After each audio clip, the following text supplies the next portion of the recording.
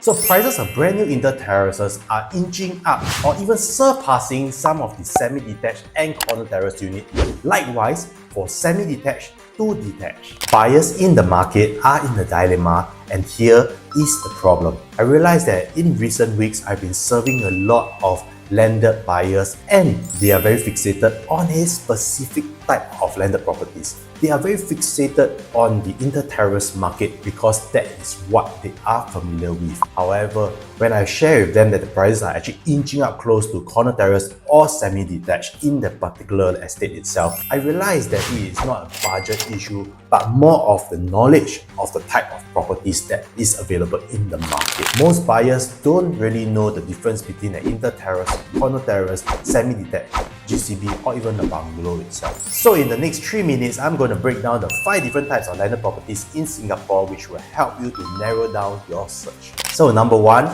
terraces. This is the most common and most affordable point of landed living. You share walls with 1 or 2 of your neighbors. There are 2 kinds of terraces.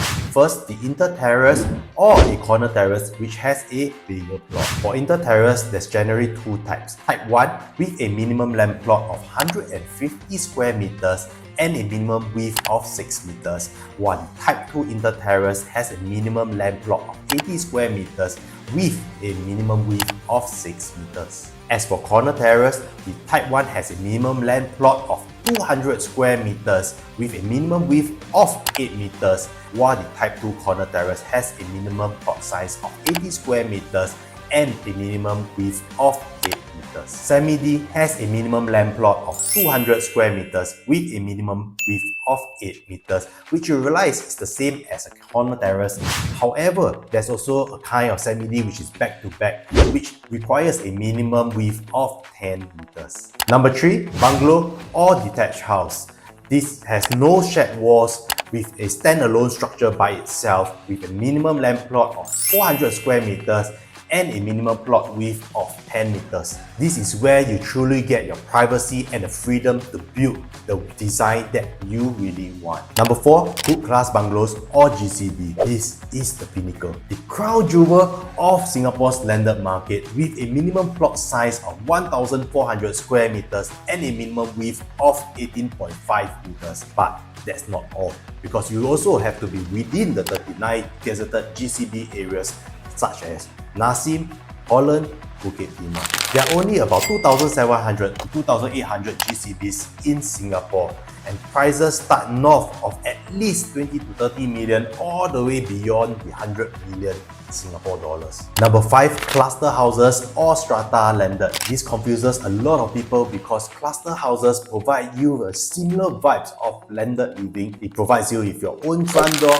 car porch, garden, and multiple stories. But it comes with a strata title, which also means generally it comes with common area and facilities such as swimming pool, the gym, sometimes even tennis court. It's the hybrid option great for buyers who like landed lifestyle but at the same time also want the security of a managed development. It is also very popular with PRs and foreigners because some of such development they are able to purchase it. So which one is the right one for you? This is how I frame it to my clients, and do ask yourself these 3 questions. Number 1, what is your budget? Ultimately, remember to include expenses such as stamp duty, legal fees, and potential renovation needed. Inter-terrace is a good entry point.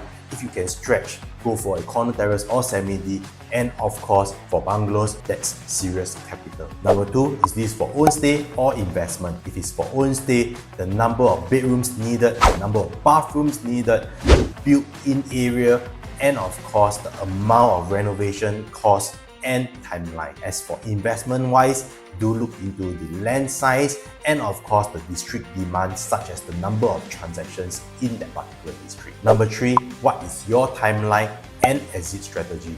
If you are looking for legacy purposes, then freehold is non-negotiable.